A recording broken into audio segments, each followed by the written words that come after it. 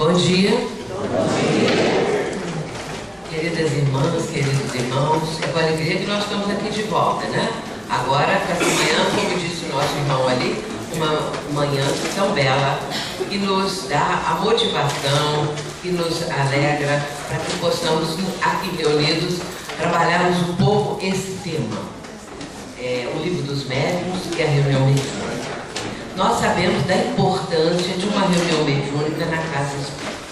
Ela não é a parte mais importante, é bom dizermos isso. A parte mais importante do movimento, da codificação, do trabalho, é a parte doutrinária. É a parte da reunião pública, as reuniões de estudos, tudo aquilo que nos remete a reflexões, a entendimento do que é a doutrina espírita, a todo esse processo de libertação das nossas consciências, através exatamente do cabedal de conhecimentos que a doutrina nos transmite.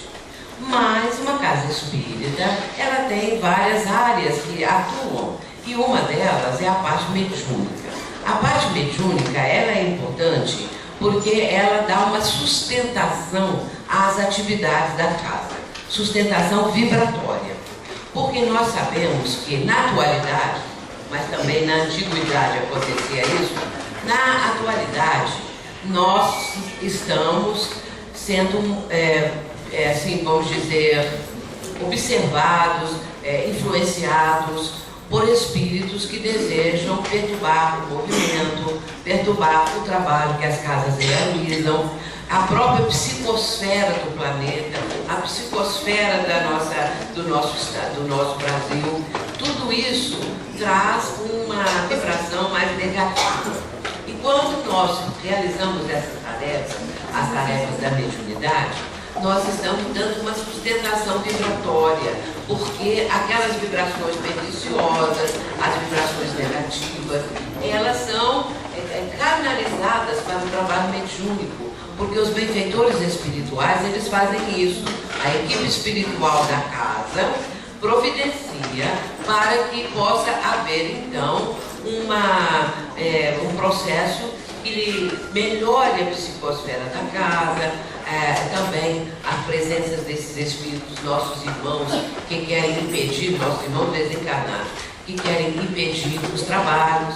Mas hoje em dia, infelizmente, nós temos irmãos encarnados que também estão, de certa forma, trazendo ideias negativas, certas perseguições, certas incompreensões, digamos assim.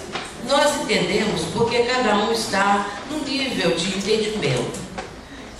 E às vezes destoa uma coisa da outra, uma pessoa ou um movimento ou uma instituição diferente, tem divergência, e assim nem todos têm paciência, tolerância, compreensão, porque nós devemos caminhar unidos, como diz o Dr. Bezerra de Menezes, e separados nós somos apenas ponto de vista.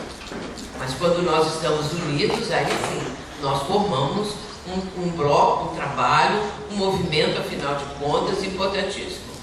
Nós vamos falar sobre a importância do Livro dos Médiuns e a reunião mediúnica, um trabalho que Kardec apresenta ao trazer para nós essa obra notável que é o Livro dos Médiuns. Lembrando que antes que Kardec publicasse essa obra, enquanto ele fazia as pesquisas, enquanto ele estava naquela parte experimental que ontem nós falamos, porque Kardec primeiro tinha na reunião mediúnica, na Sociedade Parisiense de Estudos Espíritas, nas reuniões mediúnicas ali aconteciam então situações, depoimentos de espíritos comunicantes, espíritos necessitados, sofredores, todo tipo de espírito que se comunicava. A partir daí ele tirava a teoria, de acordo com o que o espírito estava mencionando, apresentando. E os bons espíritos traziam também notícias do mundo invisível, do mundo espiritual. Então, o trabalho de Kardec foi sensacional, porque até então não havia nenhuma obra que esclarecesse e que mostrasse a classificação das mediunidades, dos tipos de médium, e isso abre para nós um panorama bastante grande. Vamos começar trazendo a obra de Kardec em O Livro dos Médiuns. Nós vamos enfocar o tempo todo, é claro, que esses princípios norteadores da prática mediúnica, para que nós possamos fixar bem isso e que seja para nós uma forma de melhorar os nossos trabalhos mediúnicos, porque, meus irmãos, sempre há o que melhorar. Nós não podemos achar que estagnamos, a reunião está ótima e paramos por aqui. Não, ela vai manter aquilo? Não, ela pode ser aprimorada. Porque os amigos espirituais, a equipe da casa, a equipe espiritual, está sempre programando trabalhos, cada vez com mais, vamos dizer, possibilidade de atender as criaturas.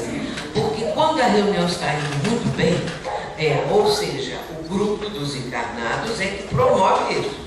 Então, é claro que a equipe espiritual programa tarefas mais profundas, com uma extensão maior de atendimento. É o que nós vamos ver, então, nessa manhã. A obra de Kardec em O Livro dos Médiuns. Kardec vai, na apresentação da obra, dizer que ela vai indicar os meios de desenvolvimento da faculdade mediúnica. Lembrando que até então ninguém sabia disso. Ninguém falava. E se lembrarmos, por exemplo, a Idade Média, ali na Idade Média, houve uma quantidade de médiuns que se faziam ali como, vamos dizer, profetas, adivinhos ou qualquer coisa assim. E quando esses médiuns mencionavam que estavam vendo espírito, recebendo espírito, era levado para a fogueira. A maioria eram mulheres, porque a maioria dos médiuns que se apresentavam eram mulheres. Então, muitas pessoas foram levadas a serem queimadas nas fogueiras e tal, porque falavam com os espíritos. Mas daí para cá, a coisa foi melhorando. E eu acho interessante, porque elas eram chamadas de bruxas na Idade Média.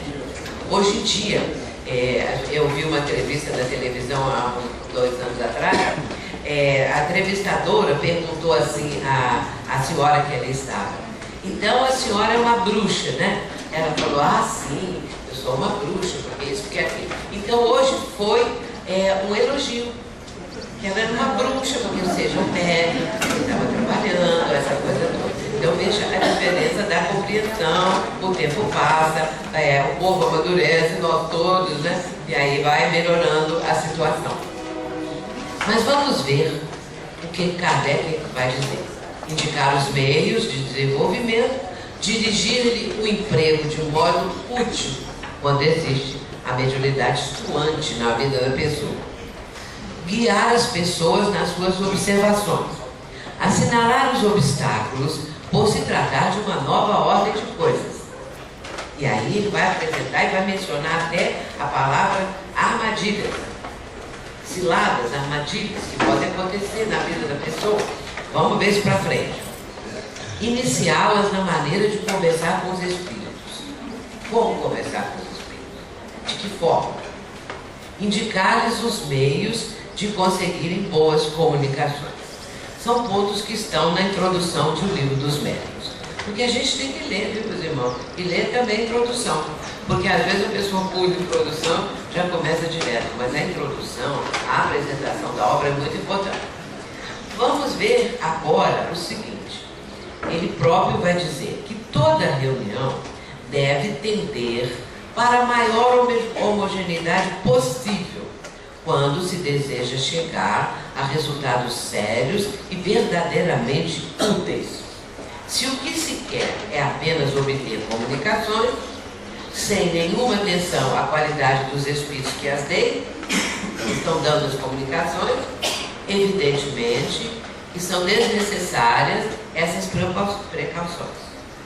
Mas então ninguém tem que se queixar da qualidade do produto. Porque havia, e até hoje, mas naquela época muito, muito mais, aquela vontade de fazer uma reunião para ver espíritos se comunicando, mesinhas se levantando no espaço, as mesas girantes, aquela coisa toda. Então, era assim, fenômenos para trazer para a criatura o espanto, a ideia que era uma coisa mágica, a ideia que era uma coisa assim, fora do comum, que ninguém sabia explicar, é para entretenimento. E aí, é claro que Kardec já vai falando da seriedade e o quanto isso pode ser benéfico quando realmente obedece a esses requisitos de seriedade, da importância do trabalho. Isso aí é fundamental. Interessante que esse texto que eu acabei de falar está no final do Médico, do livro do Médico, capítulo 29, porque a gente vê um todo, né? Da introdução até o capítulo 29, nós estamos observando como vai avançando o ensinamento.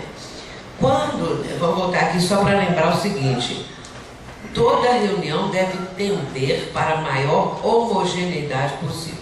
Isso é fundamental, porque se a equipe não tem essa homogeneidade, não tem essa afinidade e sintonia, vai ser uma reunião heterogênea, aonde cada um pensa de um jeito, aonde não há propriamente uma corrente vibratória para sustentar o trabalho.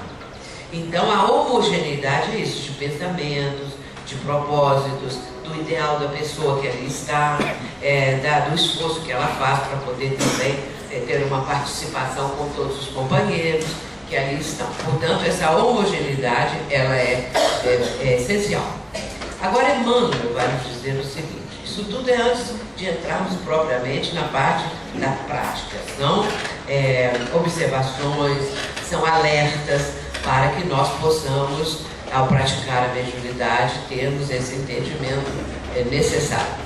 Ele diz assim: a sessão espírita deveria ser uma cópia fiel do cenáculo fraterno, simples e humilde do Tiberíades, onde o Evangelho do Senhor fosse refletido em espírito e verdade, de modo que, entrelaçados todos os pensamentos na mesma finalidade amorosa, pudesse constituir aquela reunião de 2 ou mais corações em nome do Cristo, onde o esforço dos discípulos será sempre santificado pela presença do seu amor. Está no livro O Consolador. Eu queria saber, quem já leu o livro Consolador, levanta a mão. O livro Consolador é muito bom porque é todo de perguntas e respostas. É um livro que deveria ser estudado mais lembrado. Porque o que a gente nota hoje em dia é que até a obra de Chico Xavier não está sendo tão, recebendo tanta atenção, as pessoas não estão dando tanto valor. As pessoas hoje em dia, porque tem muito livro que sai, quase que toda semana tem livro novo, e as pessoas procuram muito romance. Romance é bom que distrai, mas não traz estudo. Então, para conhecer a doutrina espírita, nós temos que estudar. E estudar é um hábito, né? A leitura, o estudo. Então, nós precisamos manter isso que o Emmanuel está dizendo aqui, ou pelo menos procurar manter, não é? Que a nossa reunião fosse como uma cópia daquelas que existiam no tempo de Jesus. Claro que isso é muito difícil, mas é para nós um ideal, uma ideia, né? Que a nossa reunião possa progredir, possa se aprimorar, possa cada vez mais realizar trabalhos ricos de proveito para as pessoas encarnadas e desencarnadas. Bom, aí vejamos que essa definição ela é fundamental, é a parte principal. Uma reunião é um ser coletivo, cujas qualidades e propriedades são resultantes das de seus membros e formam como que um feixe. Ora, esse feixe tanto mais força terá, quanto mais homogêneo for. Vamos estudar isso. Uma reunião é um ser coletivo. Então é o grupo todo. Não, a pessoa não pode pensar que ela está excluída, porque os outros sabem mais, porque tem médicos mais experientes, tem pessoas isso, tem pessoa aquilo. Não, ela faz parte do grupo, ela está ali. Então, ela faz parte desse coletivo. Então, é um grupo que se reúne com o mesmo propósito, com o mesmo ideal, com a mesma faixa de pensamento que deve acontecer para ser homogêneo. Não é? Pensamentos que estejam dentro de uma sintonia, afinidade. Muito bem, mas essa reunião, as qualidades dessa reunião e as suas propriedades resultam de quê? Da equipe espiritual? Não, resultam dos encarnados. Olha que responsabilidade. Porque as qualidades e propriedades da reunião resultam dos membros da reunião. São resultantes de seus membros encarnados, que deve formar como um feixe. Mas esse feixe, tanto mais força terá, quanto mais afinizado ele for, quanto mais homogêneo ele for. Então, a reunião propriamente, às vezes a pessoa diz assim: a nossa reunião está muito fraca. Ou então, a nossa reunião toda semana acontece sempre a mesma coisa. Por quê? Porque o grupo dos encarnados não progrediu. Então a reunião marca passo naquele nível. Ela não vai se aprimorando. Ela não vai. Por quê?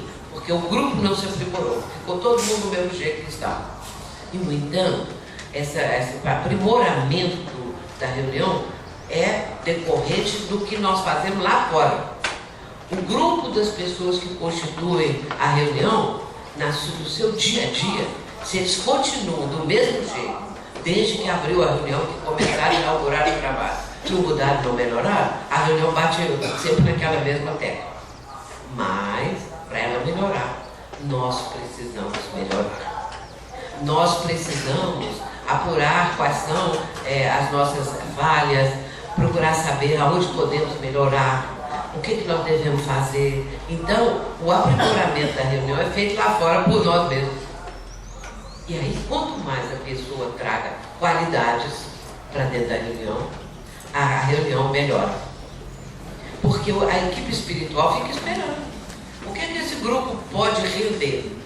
Quase nada. Está do mesmo jeito. Agora, melhorou porque as pessoas melhoraram no dia a dia, se tornaram pessoas melhores, o grupo começa a render mais.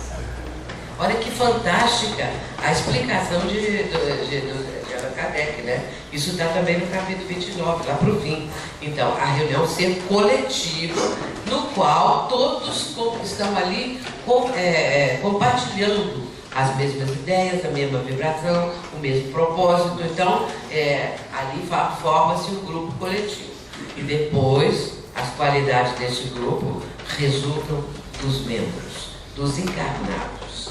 Aí a espiritualidade, notando que o grupo cresceu, como ser todo lá fora, como pessoas melhores, melhora o trabalho também. Então depende de nós. Não adianta nada falar isso, falar aquilo. O nosso grupo é sempre a mesma coisa, porque todo mundo é sempre a mesma coisa. Ninguém melhorou nem um pouquinho. Então é preciso ter essa noção para nós procurarmos, né, a nossa, vamos dizer, o nosso crescimento, o nosso amadurecimento lá fora, no dia a dia. Agora vamos ver quais são as leis das manifestações. Porque veja que agora nós já estamos entrando nessa parte mais prática. Nas comunicações espíritas, a dificuldade consiste em harmonizar vibrações e pensamentos diferentes. Não é fácil. Muito difícil. Porque as pessoas, cada um tem uma vivência. Cada um tem o seu dia a dia. Vem para a reunião, estão preocupados. Um está preocupado porque está sem dinheiro, precisa pagar uma pessoa de coisa. O outro está preocupado porque não sei quem da família está doente.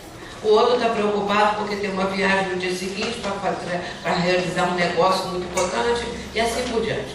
O outro teve uma decepção, cada um uma coisa.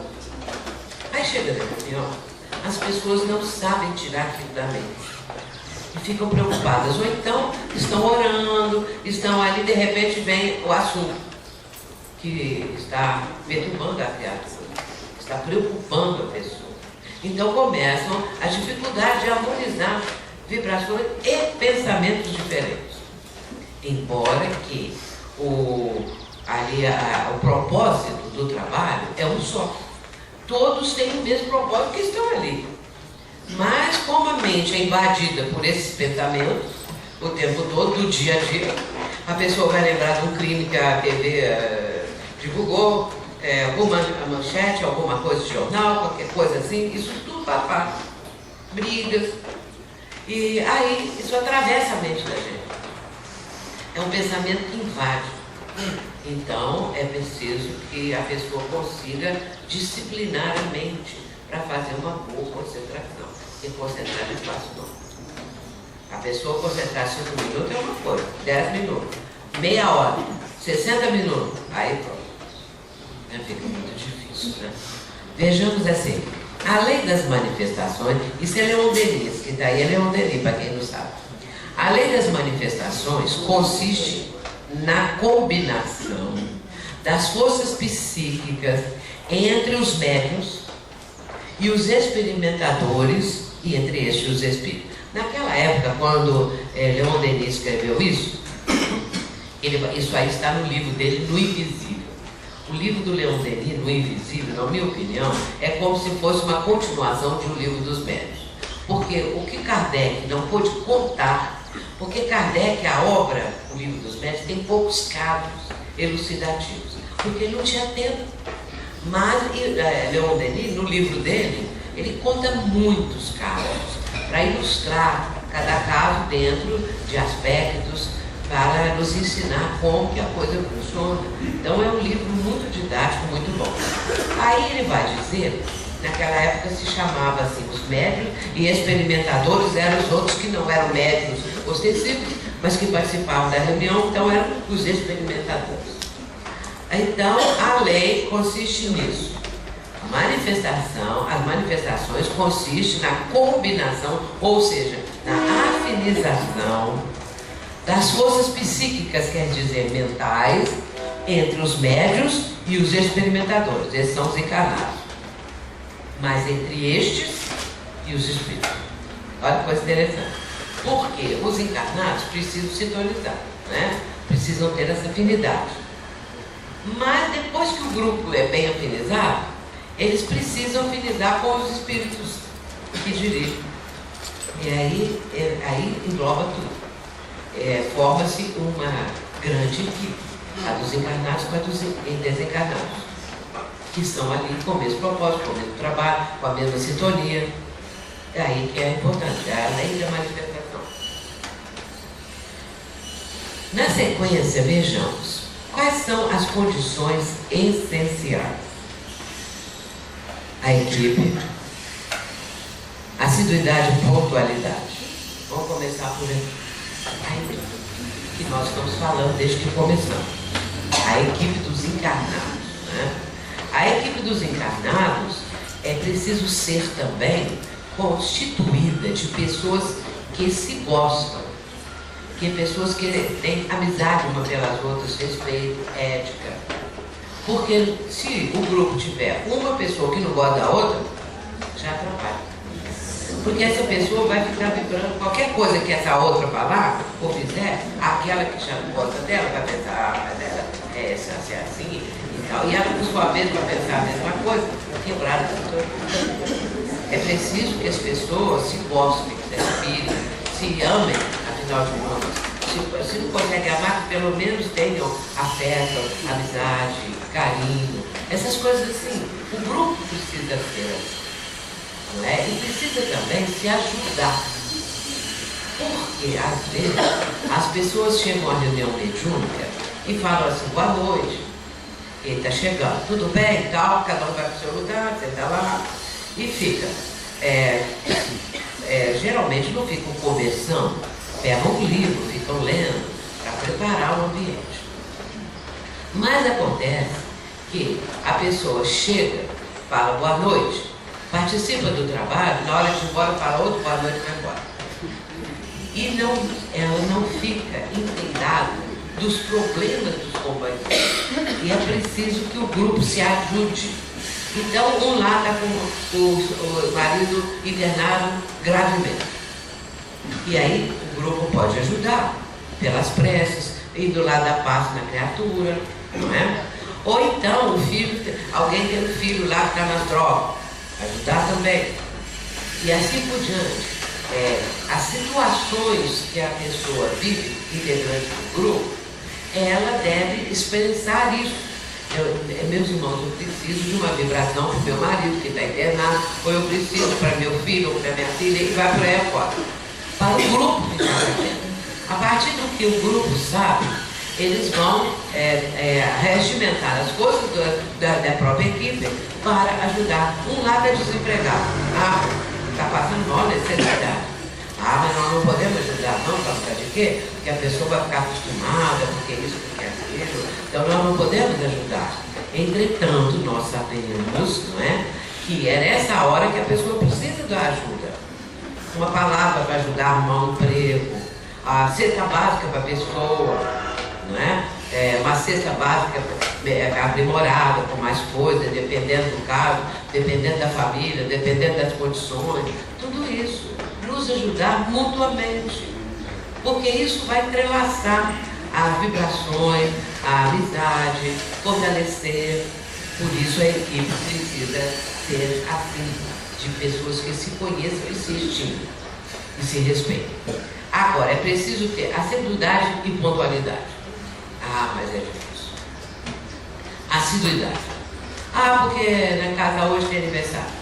Ah, porque hoje o capítulo da novela não faz mal faltar, não. Hoje está chovendo muito.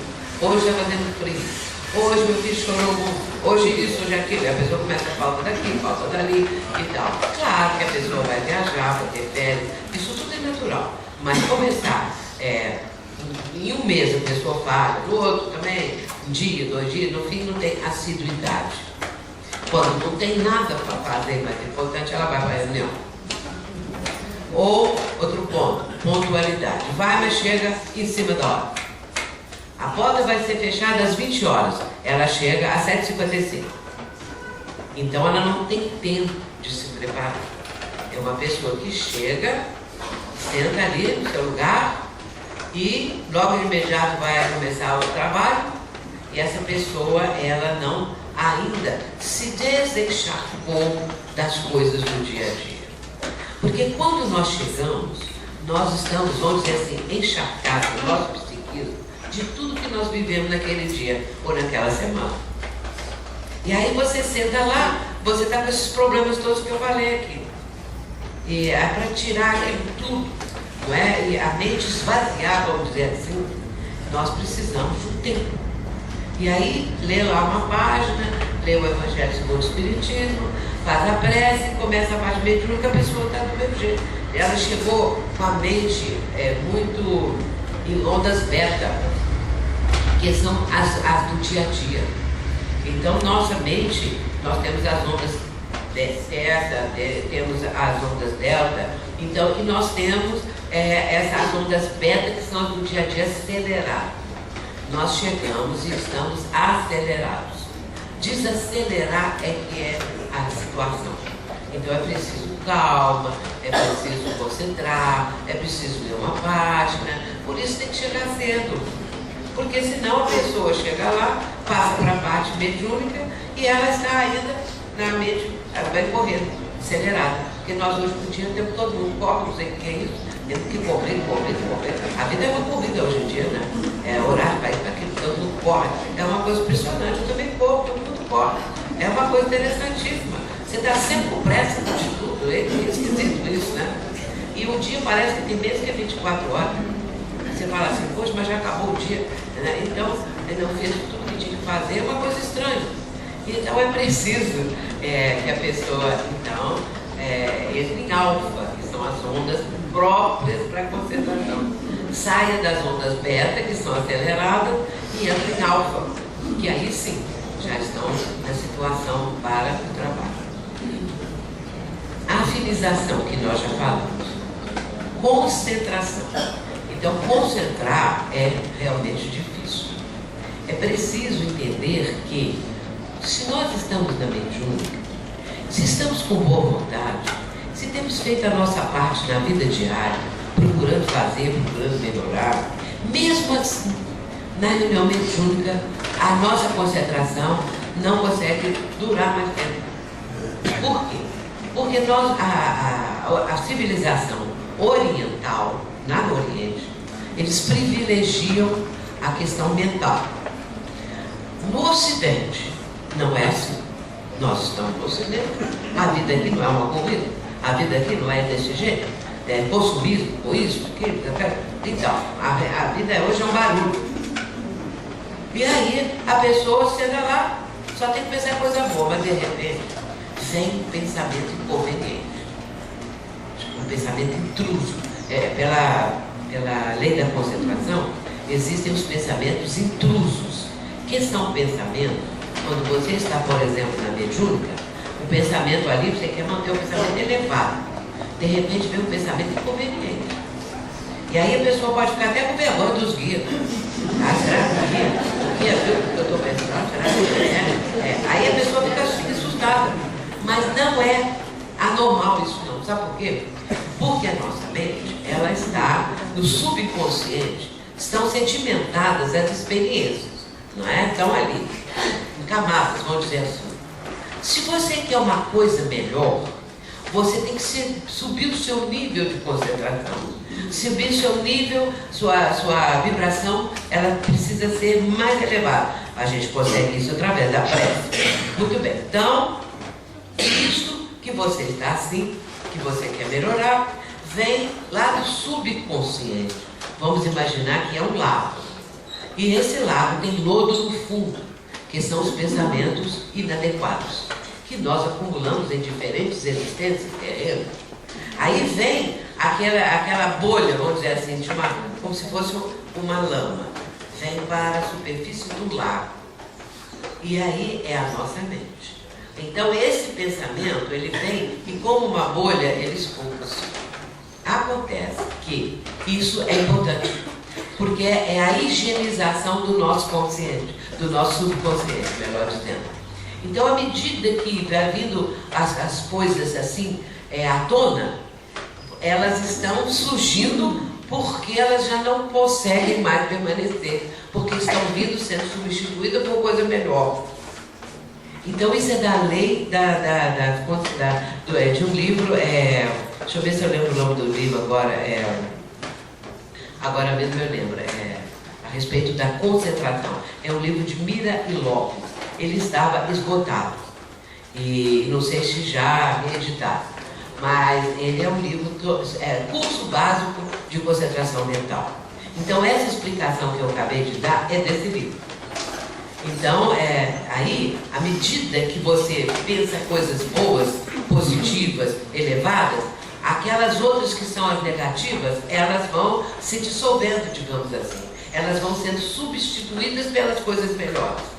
Então, a pessoa que pensa durante o dia, que tem um propósito na vida, ajudar o próximo, fazer coisas boas, enfim, essa pessoa está substituindo aquela parte negativa que era do passado, ou até mesmo do presente. E aí isso vai melhorando, e vai progredindo, e vai conseguindo. Agora, a pessoa, às vezes, tem dificuldade, porque tanto a gente pensa durante o dia, às vezes é assim, se acorda maravilhosa, né? Alegre, bem disposta, mas chega meio-dia, 2 horas, 3 horas, você já está triste, já está chorando, já aconteceu alguma coisa e tal. Então, durante o dia, você muda de humor 2 a 3 vezes. Fica triste, fica alegre, fica preocupada, enfim, então a concentração na reunião, ela depende desse conjunto. Então é um treino, não é? Então a gente precisa ter cuidado quem é que nós colocamos na mediúnica. Não é porque a pessoa chegou, eu queria tanto ir para a mediúnica, que eu estou vendo espírito, porque é isso, porque é aquilo. Então eu vou botar na mediúnica, né? Que nós estamos com pouca gente, bota lá na mediúnica. A pessoa não sabe concentrar, às vezes não é espírita, às vezes está começando, vai fazer o que na reunião? Se os mais experientes têm dificuldade, imagina um novato, uma pessoa que não teve um preparo. Então eu preciso muito cuidar com quem que vou convidar para a mediúnica. Porque depois que está lá dentro, para tirar é difícil. Eu não vou ter para tirar. Qual que dá difícil? Agora você vai, porque não tem para tirar. O dirigente. Quem vai comer o dirigente? Não é assim, não. Você aí, você é uma pessoa que frequenta, né? Tanto pode ser um homem, quanto pode ser uma mulher. Essa pessoa tem uma experiência, então você vai dirigir o grupo mediúnico. Mas tem experiência da doutrina, do estudo, é diferente de dirigir a mediúnica. Isso importa em muitas coisas que nós vamos falar agora mesmo. Geralmente o dirigente é doutrinador ou esclarecedor também, dialogador, que nome tem. É tudo a mesma coisa. Então, geralmente, quem dirige também vai doutrinar, vai dialogar. Tem o médium, que é o que vai transmitir as comunicações, e aí existem muitas dificuldades, essas todas que nós estamos falando. Mas uma situação que tem que estar presente: amor. Amar este trabalho, amar a doutrina, né? Amar o Cristo. Então é o amor que nós temos em vários nuances, né? Porque o amor, como toda virtude, como todo sentimento, ele tem várias nuances, né? Então o amor tem umas nuances maravilhosas, desde a fraternidade, a caridade, a tolerância, tudo faz parte do amor nas suas facetas, não é? Muito bem, então, mas amar o trabalho. Não é porque a pessoa está ali, porque alguém falou assim, ó, se você não for para a mediúnica, você vai ficar doida. Tem gente que fala isso. Se você sair, você vai piorar muito. A pessoa, ela começa a transmitir para o outro que o único centro espírita que salva a alma é o dela. O nosso centro espírita ele é o melhor de todos. Não vai pôr, não, porque lá vai não. Então é a pessoa que quer manter a pessoa ali na casa, né? Então, às vezes, tem esse tipo de explicação, elogio para casa, desmerecer das outras. E assim a gente tem que ter cuidado, né? Agora, vamos ver a equipe com as suas minúcias. Já falamos quase todas. Agora já na palavra de Kardec. Perfeita comunhão de vistas e sentimentos. Ou seja, o propósito e o sentimento que a pessoa apresenta ali está na sua vibração, não é? Participando da equipe. Cordialidade recíproca entre os membros. Quer dizer, eu falei, afinidade, não é? Estima, essas coisas, fraternidade. Ausência de sentimento contrário à caridade. Temos que ter sempre esse sentimento, porque a caridade ela também tem várias faces. A caridade a caridade dá uma esmola, pega assim, dá o dinheiro, que aí fica livre da pessoa. Ou então dá uma cesta básica, tá bom. Dá uma agasalho que você não usa mais, tá bom. Mas tem que limpar ele, lavar, se está faltando botão para botar, porque tem gente que leva um trapo qualquer e fala lá que vai dar popó. Então a gente tem que olhar esses aspectos todos para a caridade ser uma caridade caridosa, senão ela não é, né? Muito bem, aí entra uma série de outros aspectos da caridade. Por isso que a bandeira da doutrina é fora da caridade, não há salvação. Mas tem aquela caridade de dentro de casa, que às vezes você é caridoso lá fora, dentro de casa a pessoa às vezes é um tirano, a pessoa às vezes é insuportável dentro de casa, fica atormentando a família, quer que cada um seja do jeito que ele quer que a pessoa seja, ou que ela quer que a pessoa seja. Então a gente tem que ter caridade dentro de casa, começar ali, né? Porque não adianta nada você ter caridade na vida lá fora, se você dentro de casa, todo mundo não quer saber de você. Porque você chegou a pessoa que logo acha defeito em tudo, né? Exigência, essas coisas. Desejo de se instruírem e melhorar. Esse desejo não pode morrer, não, gente. Nós temos que manter esse desejo. Nós temos que manter essa vontade, uma força de vontade de instruir e melhorar, instruir a doutrina. Porque o Espiritismo, ele esclarece o Evangelho do Cristo. E, meus irmãos, uma vida é pequena. Se a pessoa viveu 80, 90 anos, 100 anos, é pequena para conseguirmos aprofundar um pouco nessas duas matérias. O Espiritismo, vou chamá-las assim, né? Espiritismo e Evangelho. E aí nós estamos cada vez mais tentando entender, não é? Aprofundar, compreender melhor a doutrina. O que Jesus quis dizer com essa passagem, com aquela outra, não é? Qual é o ensinamento do Cristo? E aí por diante nós vamos também nos instruindo e melhorando. Recolhimento e silêncios respeitosos, claro, isso nem precisa comentar. União de todos pelo pensamento, é o que acabamos de falar. Os médiuns com isenção de sentimento de orgulho, amor próprio, supremacia e com desejo de serem úteis. Porque o médico, jamais ele deve achar que ele é melhor que os outros. Jamais ele deve achar que o guia dele é melhor que o dos outros. E existe muita coisa no nosso meio espírita esquisita. Porque tem gente que quer tomar o médico do outro. Tem gente que é médico que quer tomar o guia. Tem gente que quer tomar o guia do outro. Não é? Então, não é que o guia também seja propriedade do médico. Mas, por exemplo, João de Anjo com Divaldo, Chico com Emmanuel, Raul Teixeira, que agora não está podendo ainda exercer por causa do problema, mas o Camilo. Então, assim, a pessoa que já é médica e está trabalhando, conhece muitas vezes o seu guia, mas ela quer receber o guia do outro, que é melhor, né? É mais evoluída, mais adiantada. Então eu brinco, isso é uma brincadeira minha, que a pessoa quer tomar o guia do outro. E tem também, no nosso meio espírita, uma coisa muito curiosa, é que existe assim, mais ou menos, uns 20 a 30 guias do movimento espírita que todo mundo gosta, como a Sheila, como Memei, vamos lembrando aí, como Dr. Bezerra, não é? Como Eurípides Passanufo, e aquela lista que são top de linha. Então são os guias que todo mundo quer. Porque são os 20 melhores que tem. Ou os 30, assim. Então eu brinco assim, que são os top de linha, todo mundo quer trabalhar com eles. E aí a gente esquece que tem milhões do lado de lá. Milhões de espíritos, mentores, que às vezes estão trabalhando anonimamente com aquela pessoa. Não é? Então a gente tem que não ficar achando que nós somos os maiores, ou melhores, ou isso ou aquilo.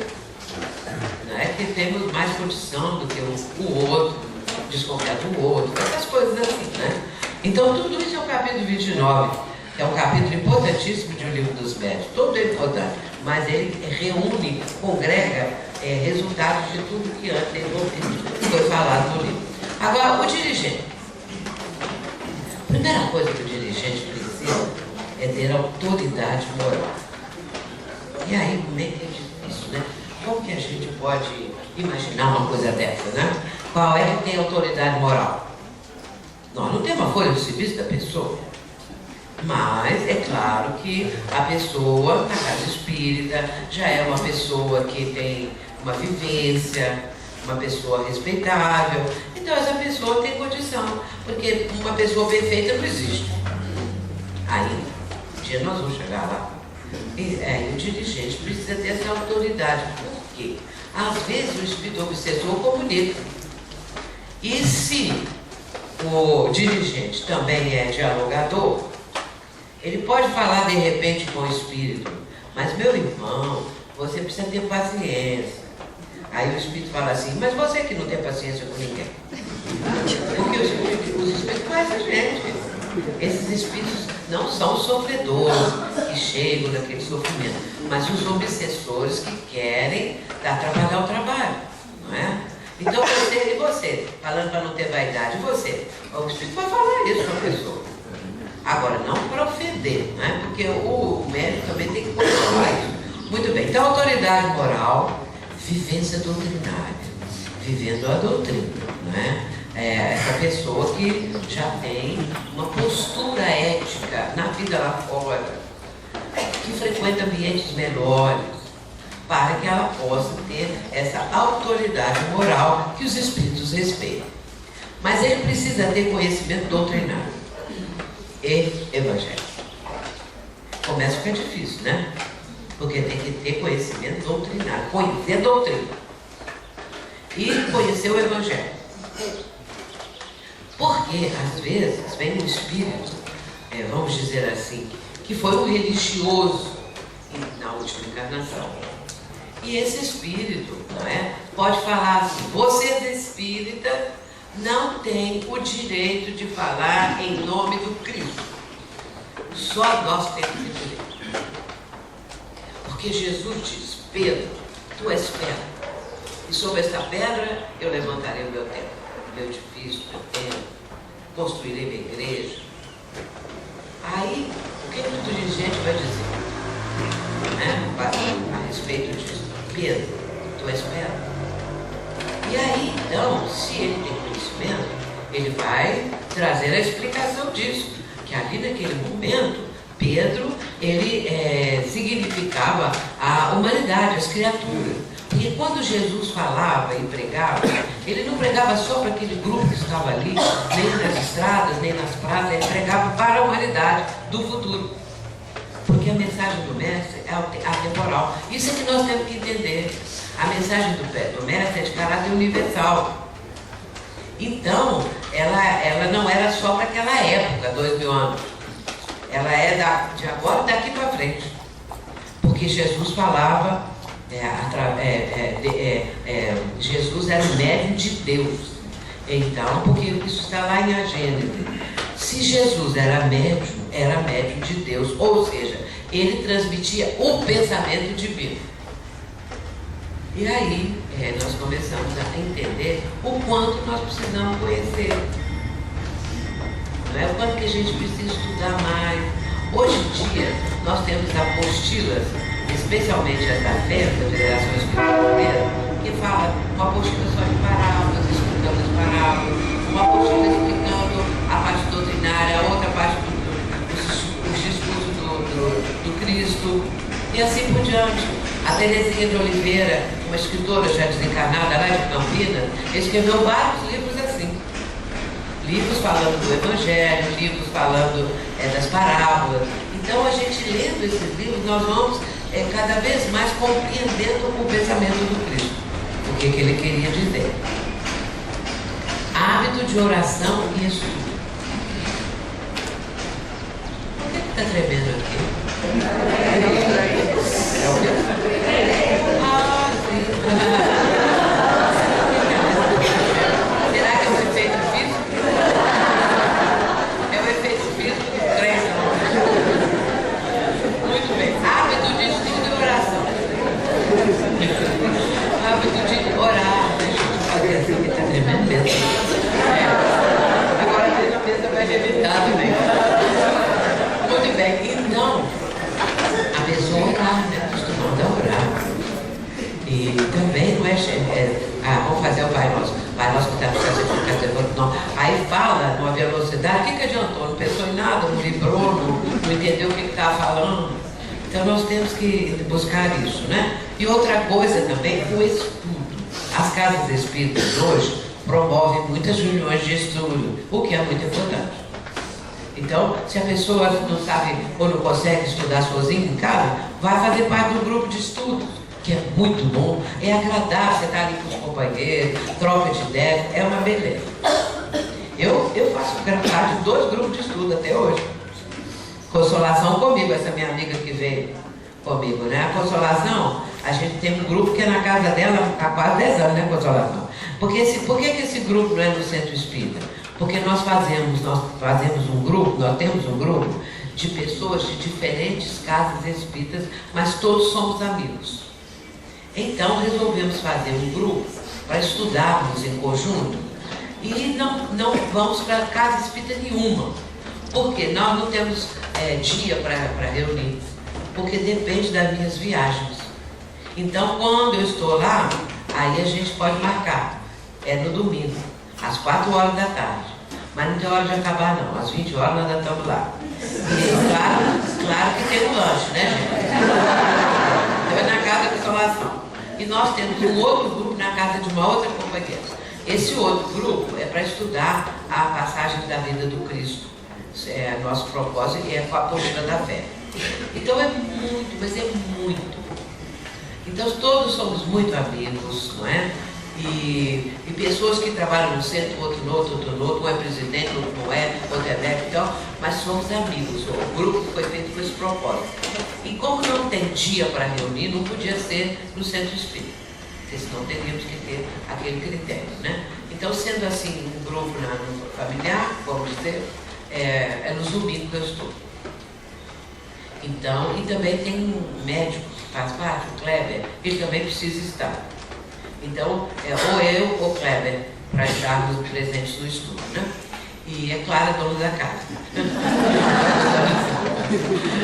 Então, meus irmãos, é muito bom. Eu tenho falado desse grupo assim, e há pouco tempo eu falei lá em Mato Grosso.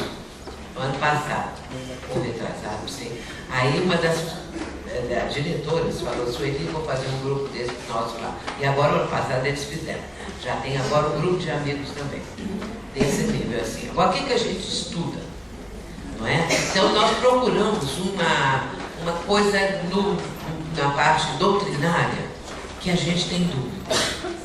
Porque vamos estudar esse assunto aqui. Por que Kardec falou isso? Por que Jesus falou aquilo? Então, cada um dá uma opinião. Levamos outros livros para fazer a comparação, para apoiar essa coisa toda. Mas agora nós estamos estudando um livro, que é o livro da Joana de Ângeles, cujo título é Dias Gloriosos. Que esse livro ele não é da linha psicológica da Joana, ele é um livro mais científico.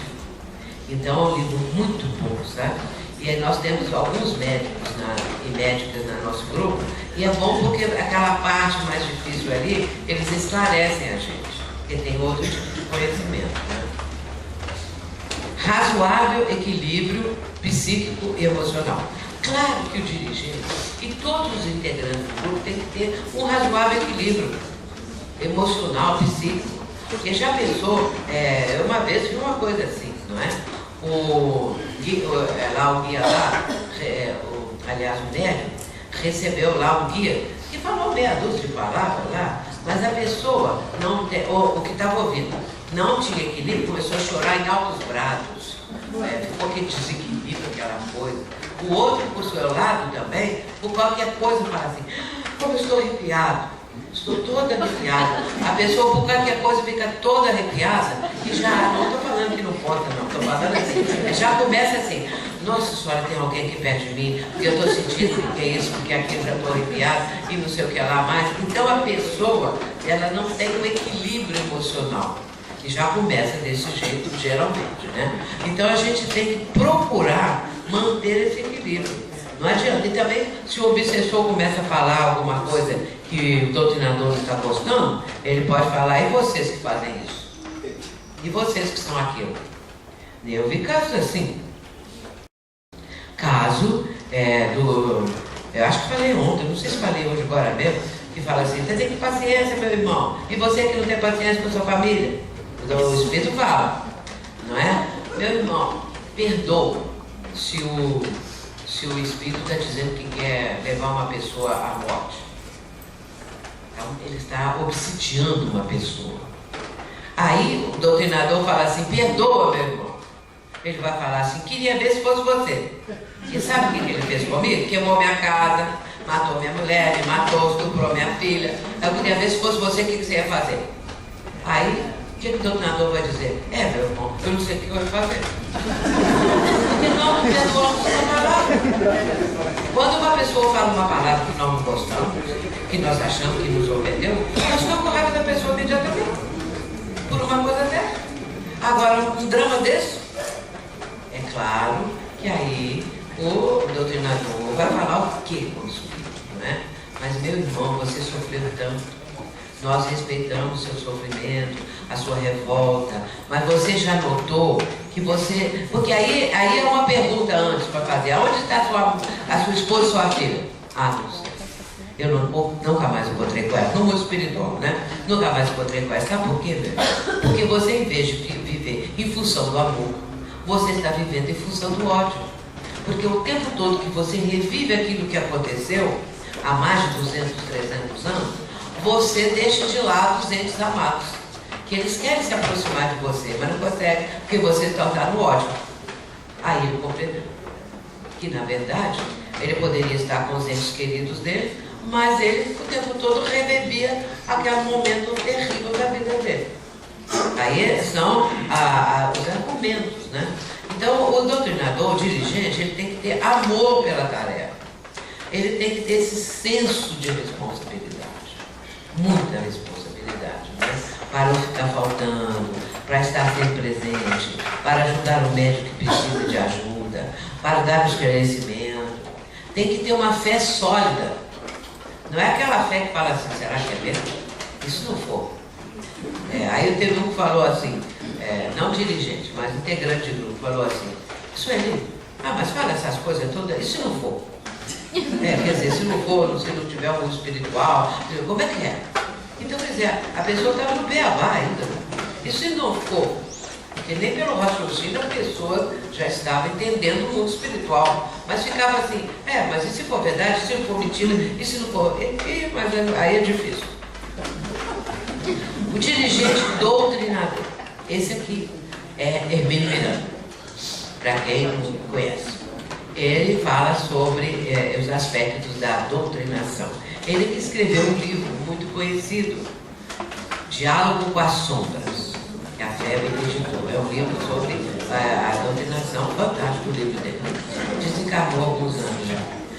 Então, as aptidões básicas. Primeiro, aquela que falamos ali. Formação doutrinária sólida. Conhecimento do Evangelho. Autoridade moral. Fé. Amor. São os 5 pontos que ele apresenta no livro.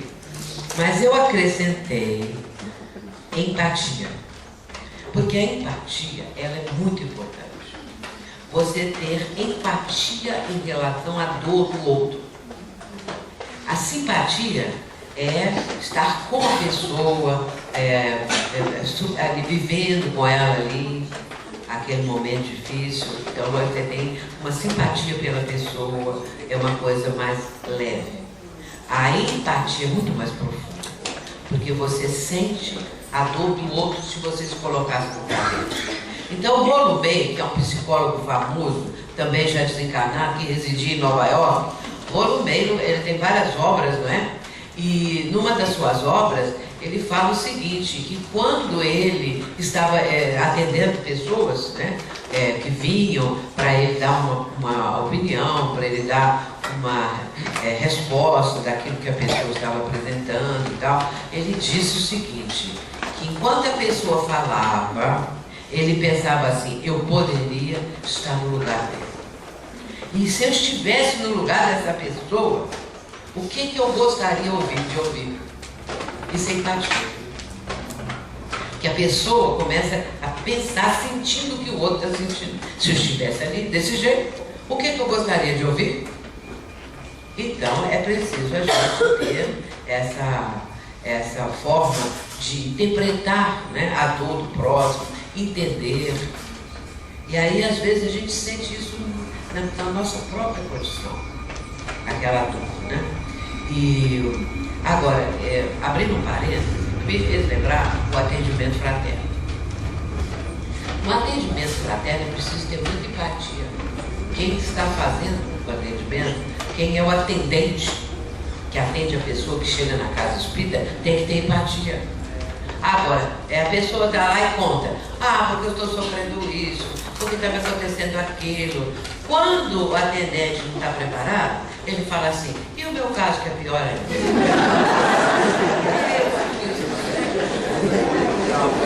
Nós temos essa tendência de colocar o nosso caso é pior. Na família, então, é assim, né? Na família. Chega um fumador, mas a minha está pior. Eu passei mal, mas muito mal no seu. E não sei o que lá. Então, aí a gente às vezes fala assim, eu estou pior que você, e tal, meu caso está pior, e meu filho que já fez isso, minha filha está tal, a gente tem essa ideia. Então o atendente tem que ter muito cuidado, fecha o parênteses, que eu gosto desse assunto atendente fraterno. Agora eu coloquei também mais um pouquinho, paciência e humildade. Paciência. Hermínio Corrêa de Miranda é um barramancense. Tem uma pessoa lá atrás falando. Hermínio Corrêa de Miranda é um barramancense. Natural de Barra Mansa. Está dizendo que o Hermínio é de Barra Mansa. Da cidade de Barra Mansa. Hermínio. Deixa pra lá, né?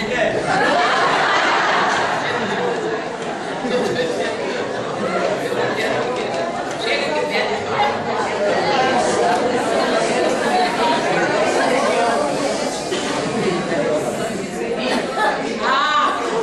Então, muito importante.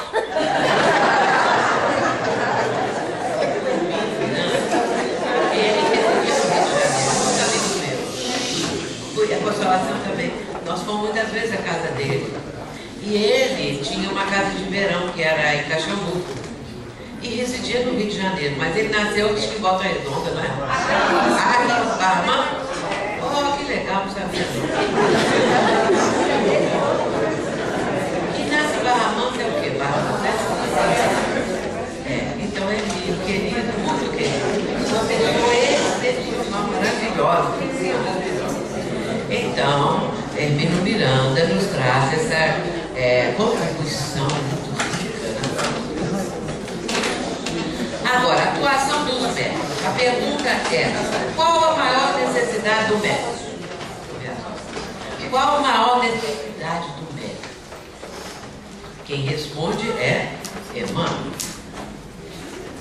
A primeira necessidade do médium é evangelizar-se a si mesmo antes de se entregar às grandes tarefas doutrinárias. Vejamos na sequência. Pois de outro modo poderá esbarrar sempre com o fantasma do personalismo em detrimento da sua missão. É do livro Consolador. Como eu disse, o livro é de perguntas e respostas. As perguntas feitas a Emmanuel, e Chico Xavier era o médico, né? Então Emmanuel dá as respostas. É um livro que nos instrui muito, muito mesmo. Então a primeira coisa é que nós precisamos nos evangelizar, trazer o Evangelho do Cristo para o nosso mundo íntimo, para a nossa vida. Porque para melhorarmos realmente, para aprimorarmos as nossas qualidades, porque nós as temos, elas muitas vezes estão ainda em germe. Algumas qualidades nós desenvolvemos, outras ainda necessitamos desenvolver.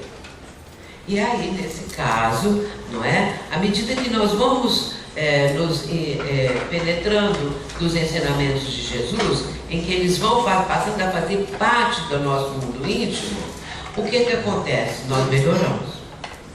Porque nós começamos a ter uma certa intimidade com os ensinamentos de Jesus. E isso é muito importante, muito importante. Atenua o sofrimento, suaviza, dá força à pessoa. Porque Jesus, o tempo todo da sua pregação, que foi pequena relativamente, né?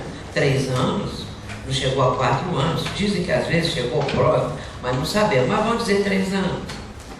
Ele ensinou esse legado maravilhoso, magistral, que é o Evangelho, que é de caráter universal. E então, à medida que nós enfronhamos nesses conceitos, ensinamentos, exemplos do médico, nós vamos melhorando. E aí, nós vamos vendo a necessidade de melhorar cada vez mais, porque quando nós melhoramos um pouquinho, nós enxergamos um pouco mais adiante. Então, eu preciso melhorar um pouco mais. E assim por diante, porque o progresso é constante. A alma, o espírito, progride incessantemente. Ele pode parar, ele pode estacionar o progresso. Andar para trás, propriamente, não. Porque quando a gente pensa que a pessoa retroagiu, não quer dizer que isso aconteceu, não. A gente é que pensa. Aí fala assim, era uma pessoa tão pacata, de repente, essa pessoa virou um criminoso. Então, deu para trás, deu uma queda. Ele era assim, estava isso dentro dele, não tinha tido ainda ocasião de externar. Mas isso é próprio da pessoa. Então não é uma coisa que de repente a pessoa virou uma fera, virou um criminoso, virou um torturador, porque caiu numa posição inferior.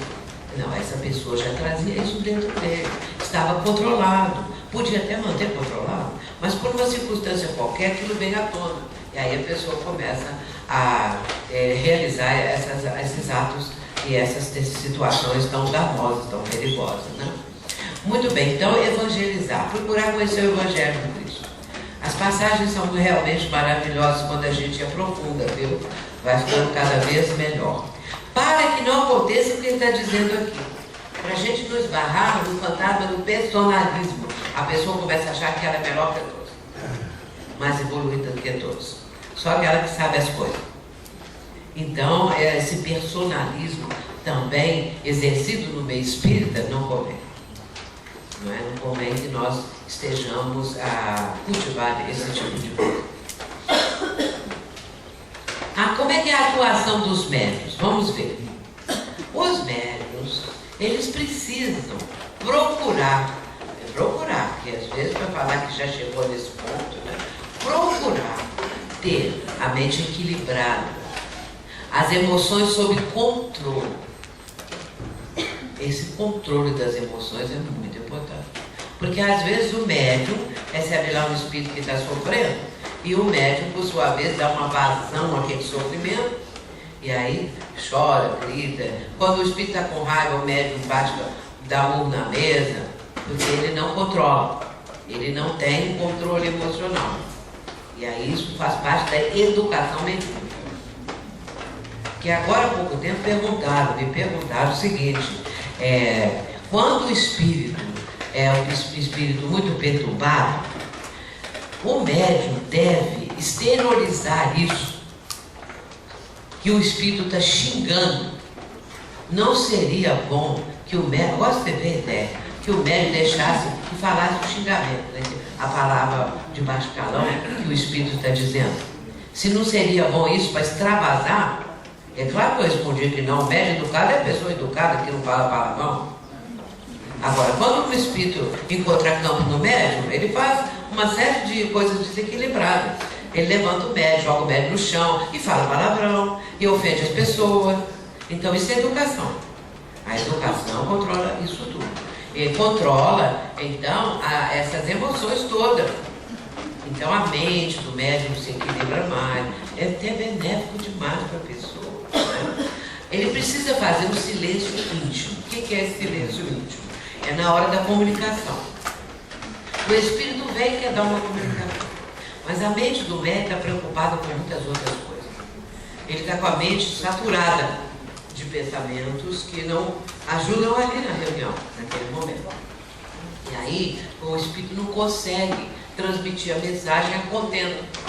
Ainda mais se for um espírito amigo, um espírito bom. A mente do médium está muito saturada de coisas do dia a dia, da vida e tudo mais. Então é preciso fazer um silêncio íntimo para que haja o perfeito registro das mensagens e catarse das aflições dos comunicantes. Porque quando o espírito comunica, especialmente o sofredor, ele faz uma catarse, né? O que suicidou, o que morreu, às vezes, de uma forma terrível, acidente horrível, ele está com aquele sofrimento, né? Então, quando ele exterioriza a dor, ele está fazendo uma catarse. Mas é bom para o médium também, porque o médium, por sua vez, também está fazendo uma catarse das suas próprias emoções. Então isso é bom para um e para o outro, os dois lados. Ter muita vigilância e preparação, pois espíritos ociosos, vingadores, insensatos, estão de plantão para gerar dificuldades e conflitos. Então, realmente, essa vigilância, meu irmão, é 24 horas por dia. Essa vigilância, para quem, especialmente para quem trabalha na área da desobsessão, para quem trabalha na área mediúnica, mas na desobsessão, então, com mais razão. E aí a pessoa acha assim, eu quero ir para a reunião de desobsessão. Eu quero participar. Bom, mas está preparado para isso? Não é que quem participa da reunião mediúnica é a pessoa que já está no nível melhor. Não. É que mais precisa. Treinar a vigilância, treinar essa caridade que a reunião propicia. Então, nós da reunião de desobsessão somos muito necessitados. E tudo que acontece na reunião é benefício para a pessoa, para nós que estamos ali. Mas aí a gente tem que ter muita vigilância, porque eles nos seguem para saber como é que a gente anda. Não é? Ou então fazem ameaças. E às vezes eles estão só blefando. Às vezes ele ameaça e diz até mesmo que está nos acompanhando, mas às vezes não estão. Fala isso para a gente ficar com medo. Agora, aí vem uma pergunta. E os benfeitores? Não estão ajudando a gente? Não? Então, estão. Mas nós precisamos passar por isso.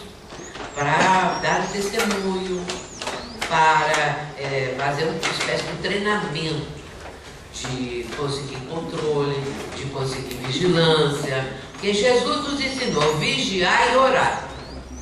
Muitas vezes, até nos próprios livros, está escrito que Jesus falava orar e vigiar, mas é o contrário.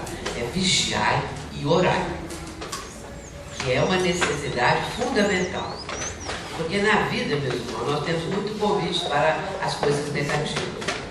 Vem um amigo, uma amiga, vem uma pessoa, vem um parente, que convida para qualquer coisa. E às vezes aquilo é altamente negativo. E às vezes a pessoa acaba indo lá porque todo mundo vai, deixa eu ir também. E aí ela vai ter um prejuízo muito grande. Porque quem já tem o conhecimento da doutrina, esse é mais responsável. Não adianta chegar do lado de lá e falar assim, eu não sabia. Porque sabia. Quando a pessoa realmente não sabe, ela tem uma atenuante. Mas quando ela sabe e faz, ela tem um agravante. Agrava mais o caso, né? Então, esses espíritos estão sempre de plantão. A eles interessa diminuir o número de trabalhadores. As casas espíritas, a gente está sabendo, de maneira geral, no país, muitas casas espíritas estão passando por uma situação de dificuldade de trabalhadores. Porque hoje em dia, o que acontece? Pessoas que já tinham terminado os estudos, estão na faixa de 50 anos, 50 e poucos anos, resolve estudar de novo porque a vida está muito difícil, ou resolve arrumar outro emprego para ver se melhora, ou perdeu o emprego. Então, uma porção de coisas pode acontecer. E aí, de repente, a pessoa que era assídua não pode mais, porque ela está com outro compromisso, porque ela precisa cuidar dessa vida terrena que não podemos deixar também de cuidar. Então, os trabalhadores estão diminuindo, os voluntários. E tem um outro detalhe também, é que uma vez uma pessoa escreveu, acho que o ano passado, e eu li, pena que não guardei essa página, dizendo assim, os centros espíritas estão envelhecendo, significando que os dirigentes dos centros espíritas, a maior parte, já é pessoa acima dos 60 anos. Porque novos em idade não estão chegando em número suficiente. Então, quando chegam os mais novos, eles não pegam o compromisso. Ou se pegam outra coisa lá para lá, não é? Então, aí é interessante isso. Porque nós temos que preparar os substitutos. Nós temos que ir ajudando esses mais novos, porque eles é que vão para preparar o mundo de regeneração. Não os mais velhos, mas são os jovens. E a nossa parte, por exemplo, na minha faixa de idade, que não é assim tão grande, não, mas então, mais ou menos. Então, nessa minha faixa de idade, mais ou menos perto da minha faixa de idade, a gente já está mais para lá de lá, né? E agora, os jovens é que vão construir isso. Mas precisamos estimulá-los, prepará-los, e às vezes nem sempre conseguem, né? Então, aí, nessa parte mediúnica, voltando, na parte mediúnica, nós precisamos vigiar por causa disso. Esses espíritos realmente nos querem prejudicar. E há um ponto muito significativo. Quando o espírito obsessor, vamos chamar assim, quando a gente fala obsessor, fala com respeito. Porque tem gente que fala assim, não chama o espírito de obsessor, então eu vou chamar de quê? De perseguidor. Não tem o mesmo peso? Eu deixo a expressão obsessor, eu passo a falar o espírito perseguidor. Como que eu vou dizer qual é o espírito? Tem que falar assim, ou então o espírito mau, ou então o espírito inferior. Né? Então, esse espírito, o que vai acontecer? Né? Esse espírito, ele está com um propósito qualquer atrás da pessoa, na vida da pessoa e tudo mais. Então, eles ficam tentando impedir que aquilo aconteça. Eles ficam tentando mudar a ideia da criatura, apresentar outros propósitos. E quando eles não conseguem com essa pessoa que eles querem, porque às vezes já é uma pessoa que tem um certo preparo, uma certa madureza, uma maturidade, melhor dizendo, já tem uma experiência maior, eles fazem o seguinte, eles vão através do parente, de um amigo, perturba esse parente, para perturbar a pessoa que eles não conseguem. Então a Joana de Anjos fala isso no livro dela, Rumos Libertadores. Ela fala assim que esses obsessores, eles atiram, ela usa essa expressão, pessoas problemas nos que estão trabalhando no bem, para impedir que a pessoa vá continuar na tarefa. Então, às vezes, é um parente que fica atazanando, que fica o tempo todo criando problemas, não é? E aí vai criar, às vezes, mal entendido no meio da família, complicação, brigas, para atingir a pessoa. E aí vocês veem como que eles são também argutos, né? Como eles têm estratégias. E nós não podemos achar, nós não podemos subestimar nossos irmãos, achar que eles são menos inteligentes do que nós. Claro que não, né? Aí vem exercício da caridade, estudo contínuo da doutrina espírita e serenidade moral. Tudo isso atrai os espíritos novos. Isso é no livro do Manuel Filomeno de Miranda, cujo título é Responsabilidade Mediúnica. Então, são aspectos da responsabilidade mediúnica que nós, aos poucos, vamos assumindo, vamos conseguindo levar adiante. Quanto mais responsável nós estivermos, melhor o nosso desempenho. Nós vamos fazer agora o intervalo, que falta só 5 minutos ali, né, para 10h30, para continuar daqui a meia hora. Depois eu quero abrir para perguntas. Por que eu estou falando meia hora? Quer dizer, não, é ter um lanche de casa. Então,